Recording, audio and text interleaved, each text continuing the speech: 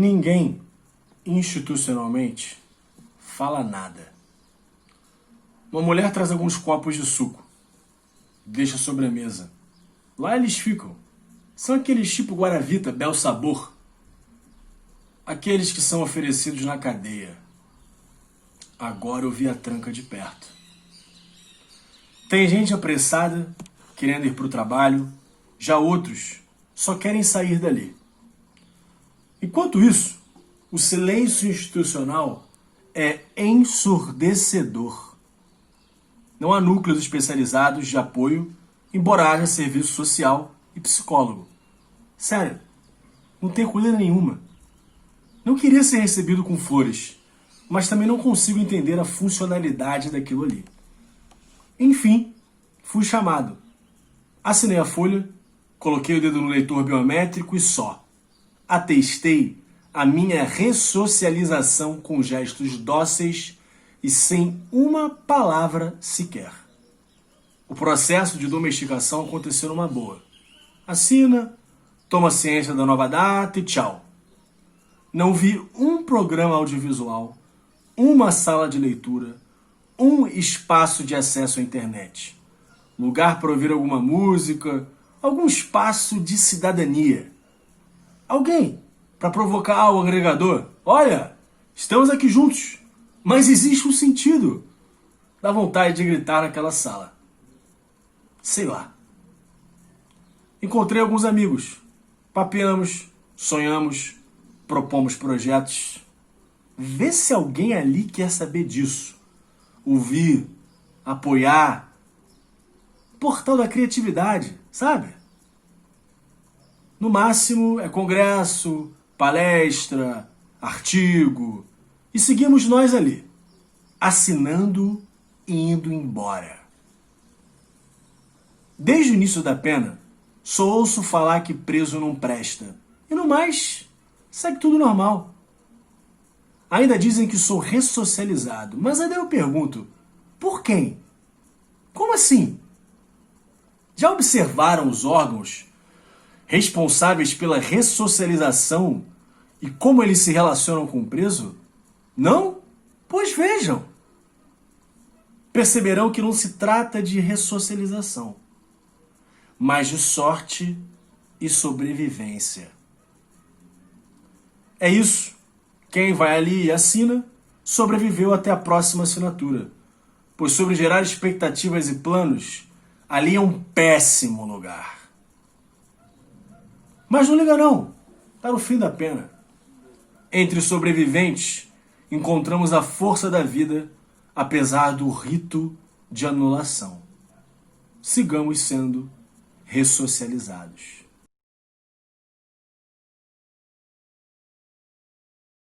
Boa noite, boa tarde ou bom dia.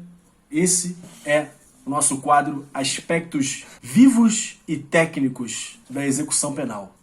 Esse pequeno conto que eu acabei de ler para vocês se chama Ressocialização, um longo caminho ao encontro do nada ou do mais do mesmo, do meu grande amigo, do querido escritor e poeta Samuel Lourenço.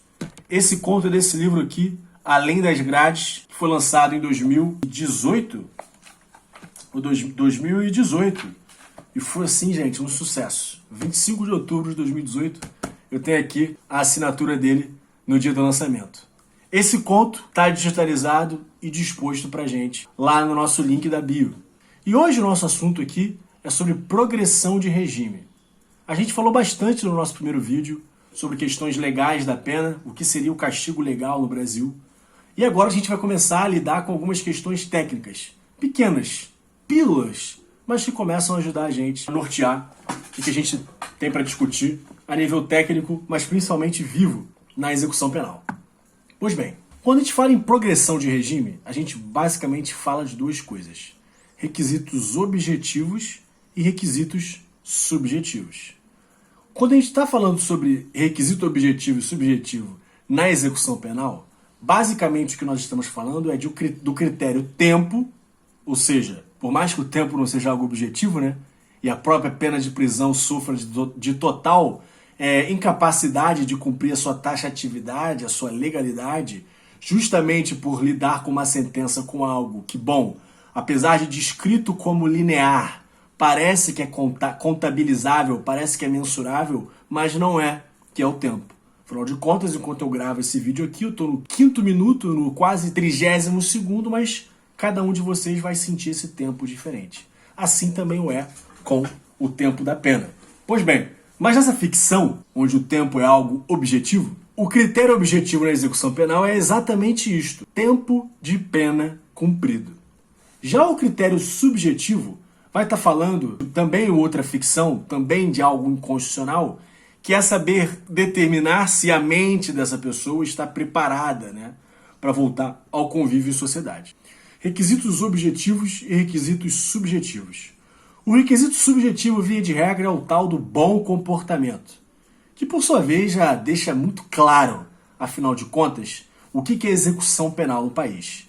Quem não viu o primeiro vídeo, convido a ver para poder refletir sobre isso. Mas quem não viu o primeiro vídeo e ouviu agora esse pequeno conto que eu li aqui do Samuel, já entendeu muito bem. Nada melhor do que a literatura e principalmente a poesia para fazer com que a gente consiga entender de uma maneira muito mais rápida, ou pelo menos muito mais intensa, algumas coisas do mundo real. Vamos voltar aqui para os aspectos técnicos. Requisitos subjetivos, via de regra, esses. Existe toda uma discussão sobre a questão do exame criminológico, nós vamos tratar isso no nosso próximo vídeo de livramento condicional, mas a grande questão aqui é justamente trazer para vocês algumas novidades que vieram da Lei 13.964 de 2019.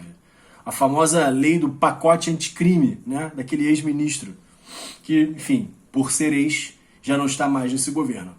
Pois bem, gente, antigamente a gente basicamente pensava em dois critérios, né, o critério de 1/6 e o critério de 2/5, via de regra, para se pensar progressão de regime em relação aos seus critérios objetivos. Isso mudou.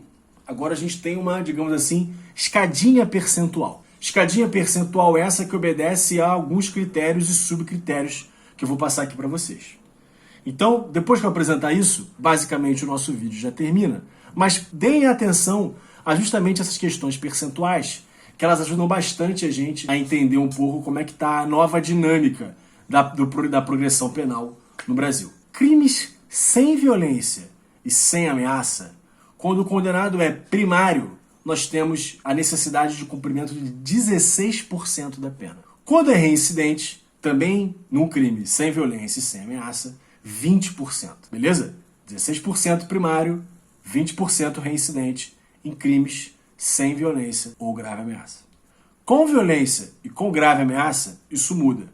Quem é primário tem que cumprir 25% da pena, ou seja, 1/4, onde antes era 1/6. Para quem é reincidente, quando há violência e grave ameaça, passou-se para 30%, ou seja, quase 1/3, para onde antes também era 1/6. Quando a gente lida agora com crimes hediondos ou equiparados, a gente tem a necessidade de 40% do cumprimento.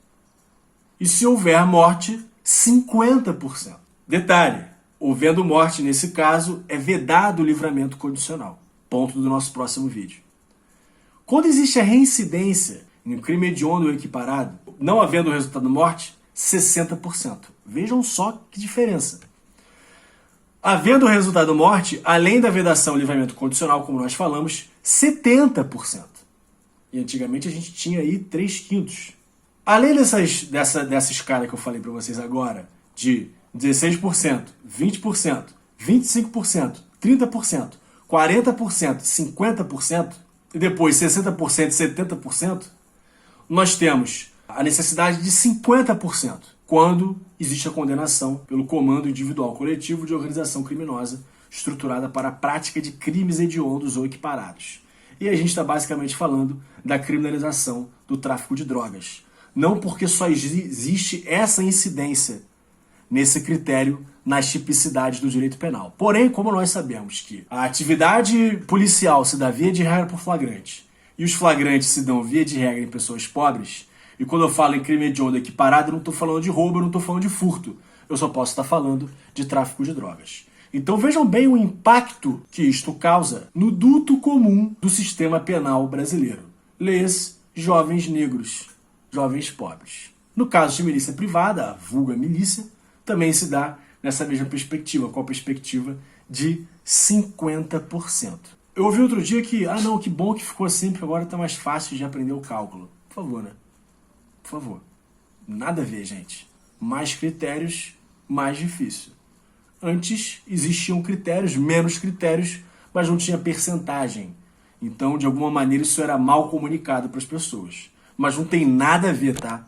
A situação piorou. Pô, piorou por quê, Fernando? Porque eu quero que pessoas saiam do presídio depois de cometerem crimes? Não. Piorou porque o problema social, sistema penitenciário, agora tem gargalos muito mais estreitos. Gargalos esses que não se estreitam mais ou menos por conta apenas desses novos cálculos, que certamente estreitam bastante. E na prática, ainda que a intenção tenha sido boa, miram e acertam específica parcela da população.